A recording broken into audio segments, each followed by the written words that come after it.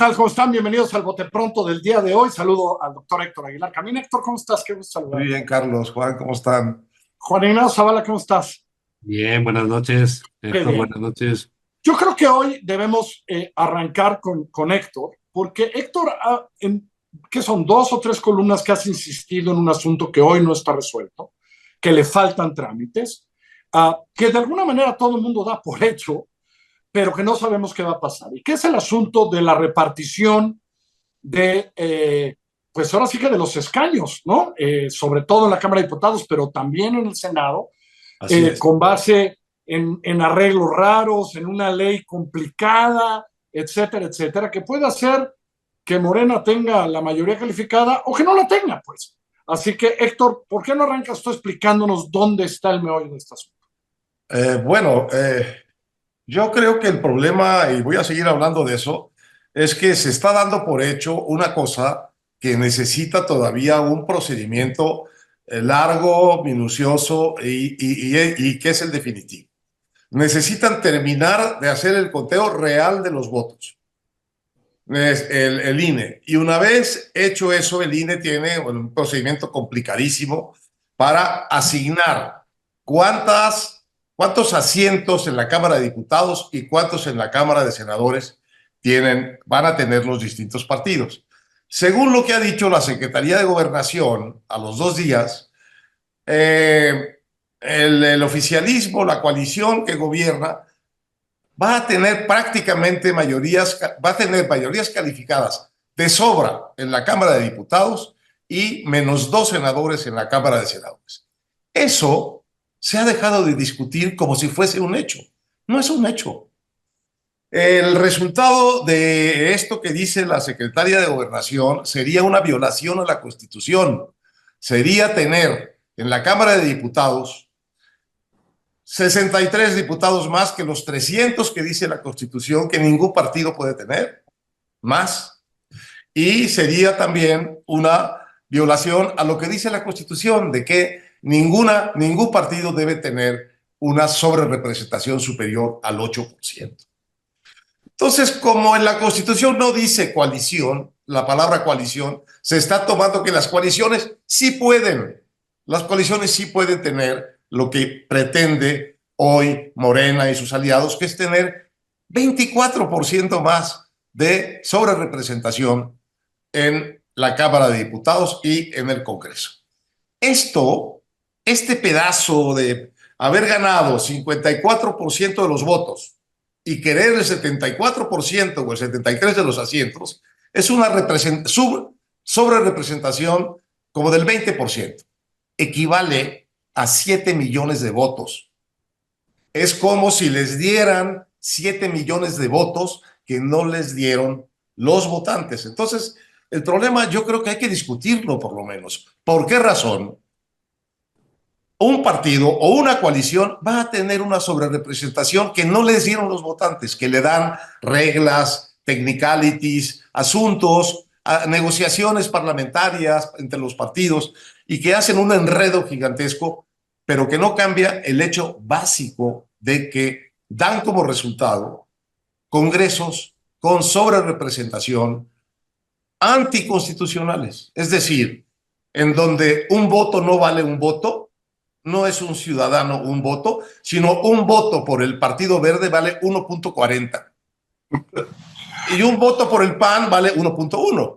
Es decir, aquí hay un problema que yo creo que por lo menos deberíamos discutir.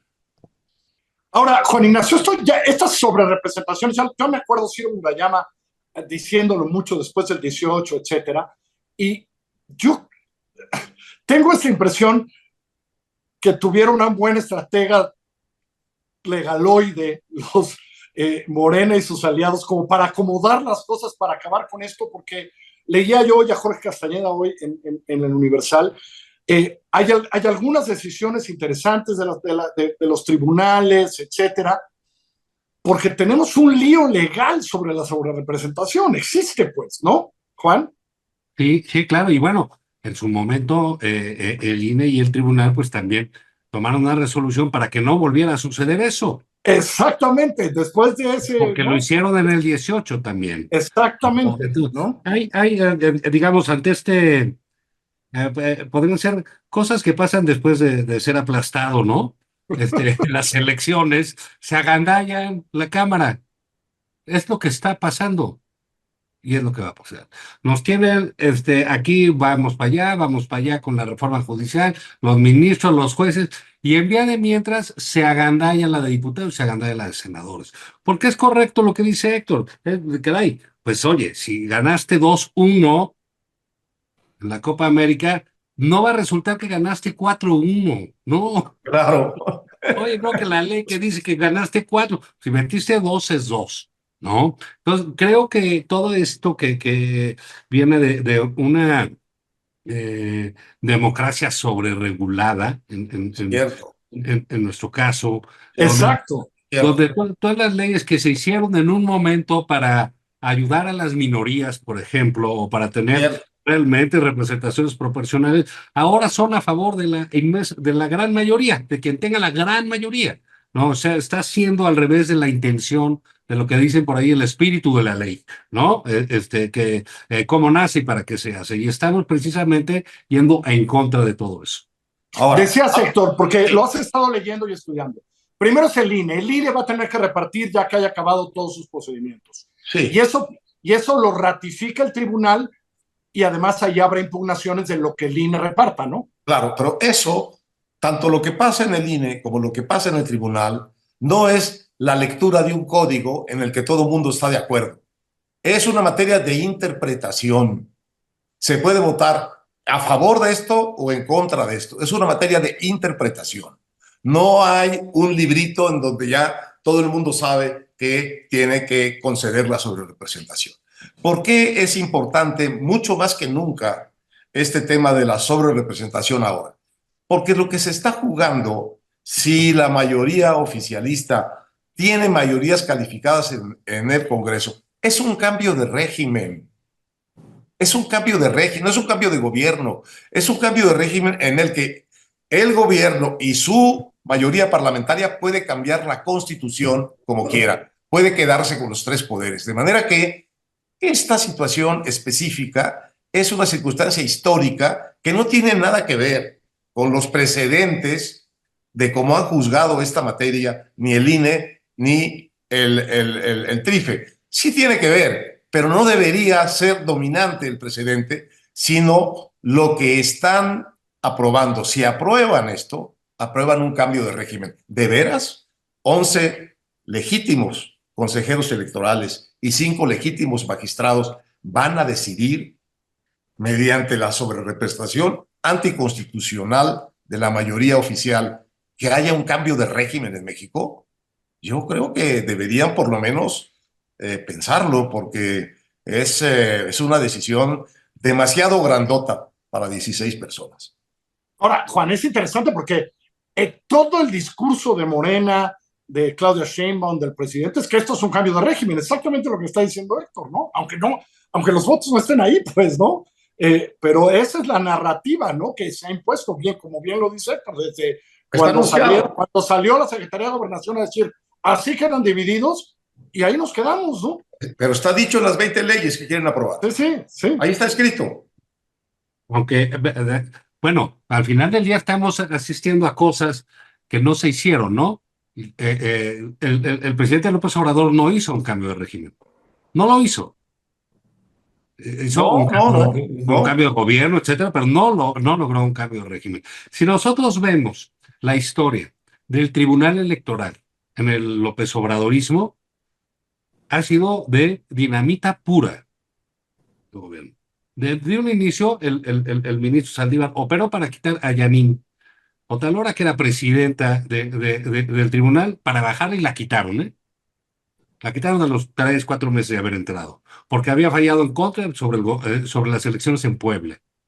Si mal no recuerdo, que después la gobernadora murió en un accidente junto con el senador Moreno Valle. Después vino, en este tiempo, bueno, pues que no nombraron a 2 senadores, y después, hace unos meses, le hacen un golpe de Estado igual a Reyes Rodríguez y lo quitan de la presidencia, lo defenestran. tres tipos desde el Four Seasons, los otros miembros del tribunal. Pues, hombre, esta es una crónica anunciada de cómo se apoderaron de ese asunto. Queda, por ejemplo, pues queda ver qué van a hacer Yanino Talora, Reyes Rodríguez, quizás apostarle a la decencia y el decoro de alguno de los otros, ya sea alguno de los Felipes o de Mónica, pero se ve complicado y se ve difícil que se vente así. Hay un ánimo en el López Obradorismo, no sé si en el claudismo, ¿no? Porque ya pues, no lo sé, apenas vamos viendo sus cosas, pero hay un ánimo de apabullar, ¿no? Sí.